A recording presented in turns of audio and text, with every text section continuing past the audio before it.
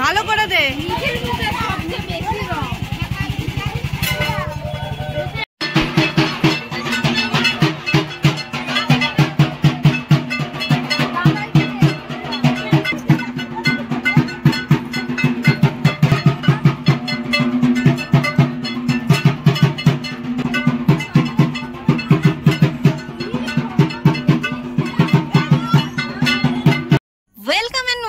Back to my channel কালো মিষ্টি।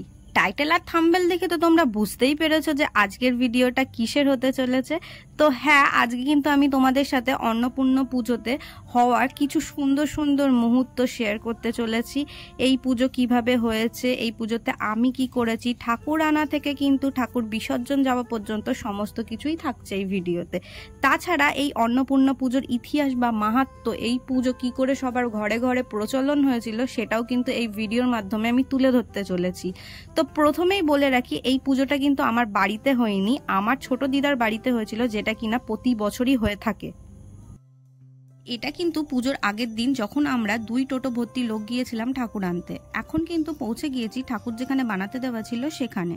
যেহেতু বাড়ি থেকে প্রায় 20 মিনিটের দূরত্বে ঠাকুর আনতে আসতে হয়েছে, তাই কিন্তু টোটো বলা হয়েছে। এখন কিন্তু ঠাকুরকে ভ্যানে তোলা হচ্ছে। এবার কিন্তু আমরা বাড়ির উদ্দেশ্যে রওনা হব। এই 3 দিন যাবৎ কিন্তু আমাদের সাথে সাথে ডোডোকেও তোমরা সমানভাবে আনন্দ করতে দেখতে পারবে।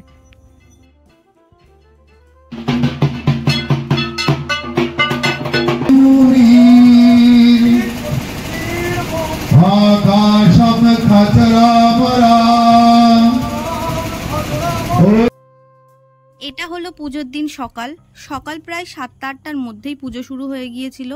এই পুজো শেষ হতে প্রায় বিকেল হয়ে গিয়েছিল।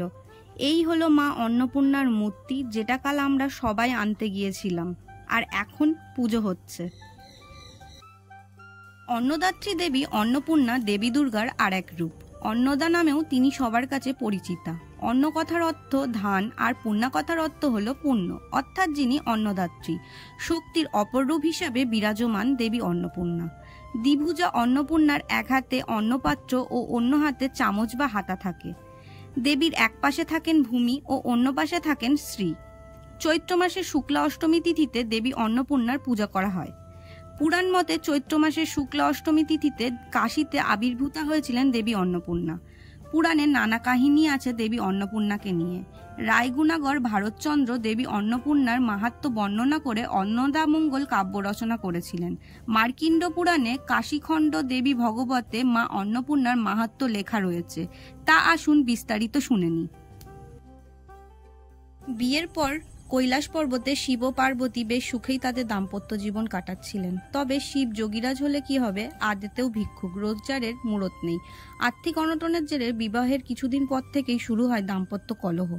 রোজ রোজ এই কলহ লেগেই থাকতো। ক্ষোভে দুঃখে পার্বতী গেলেন বাপের বাড়ি। জয়া ও বিজয়া পরামর্শ দিলেন ভিখারি শিবকে জব্দ করতে হবে। সেই মতো দেবী পার্বতী জগতের সমস্ত অন্ন হরণ করলেন। শিব তখন খিদের চোটে নাকাল, যেখানেই যায় অন্ন নেই। শেষে কোথাও ভিক্ষে না পেয়ে ব্যর্থ হয়ে লক্ষ্মীর পরামর্শে কাশীতে এলেন শিব। পার্বতীর মায়ায় যে শিব ভিক্ষে পাচ্ছেন না তা তিনি বুঝতে পারেননি। পরে তিনি কৈলাসে ফিরে গেলেন। তারপর অন্নপূর্ণার হাত থেকে সংগৃহীত পলান্ন, পায়েস, পিঠে প্রভৃতি খেয়ে শিব পরিতৃপ্ত হলেন। এরপর দেবী মহিমা বৃদ্ধির জন্য কাশীতে মহাদেবের উদ্যোগে প্রতিষ্ঠিত হল দেবী অন্নপূর্ণার মন্দির।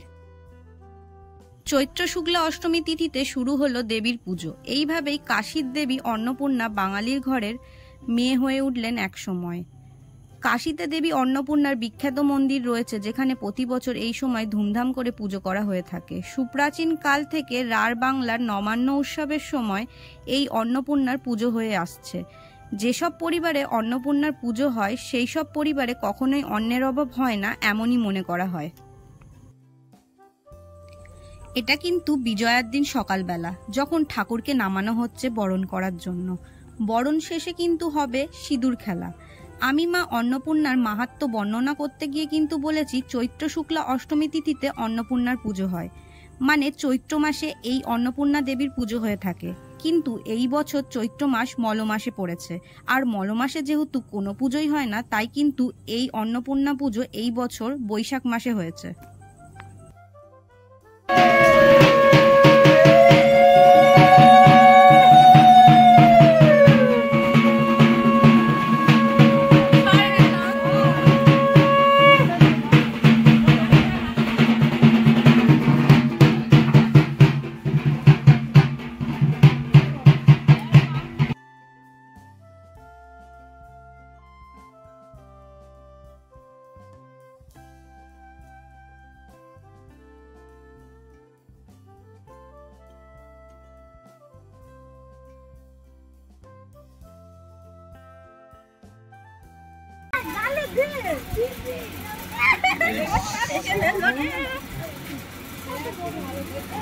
বাবা ভেঙে যাবে।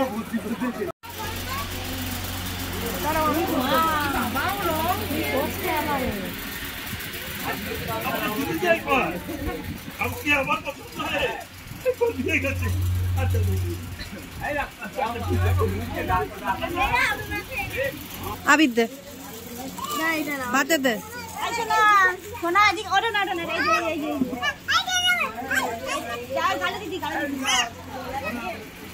এখান থেকে নেওয়া নিস না।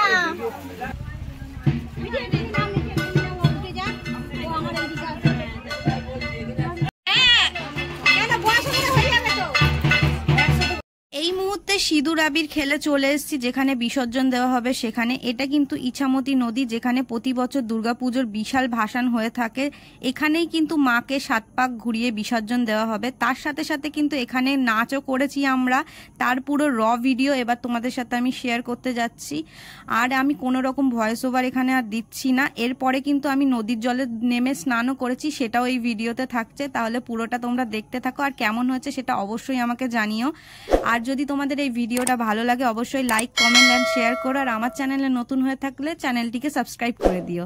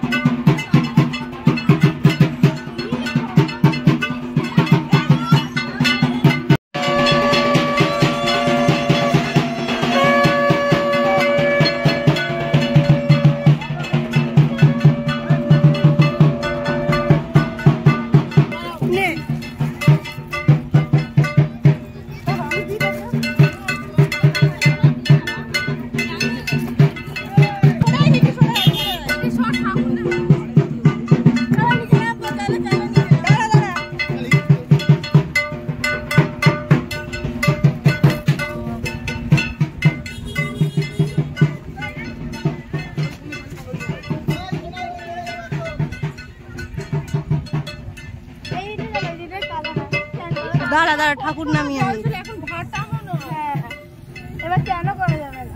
আমি করবো, যাই হোক না কেন। করবে নামতে না কি কি একদম এই আমি নামবো।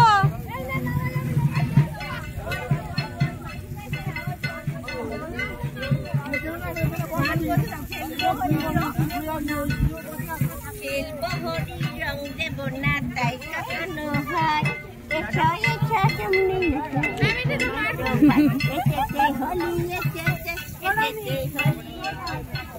আরে নামা যাবে না আগের বারে কিছু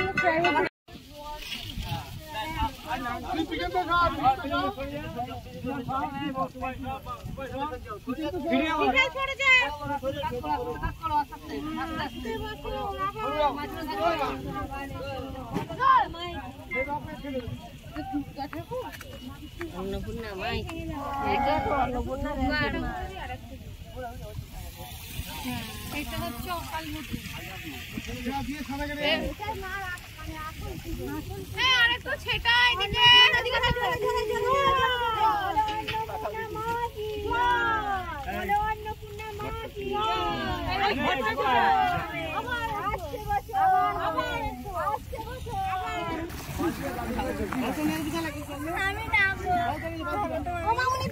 হ্যাঁ হ্যাঁ হ্যাঁ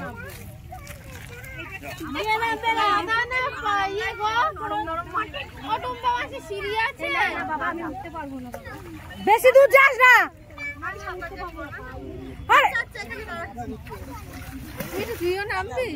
ইচ্ছা তো হচ্ছে কিন্তু বাড়ি গিয়ে চান করতে পারবো না, মাথা ধুতে হবে। বাড়ি গিয়ে চান করতে পারবো না, গঙ্গা চান করলে চান করে দেয় না।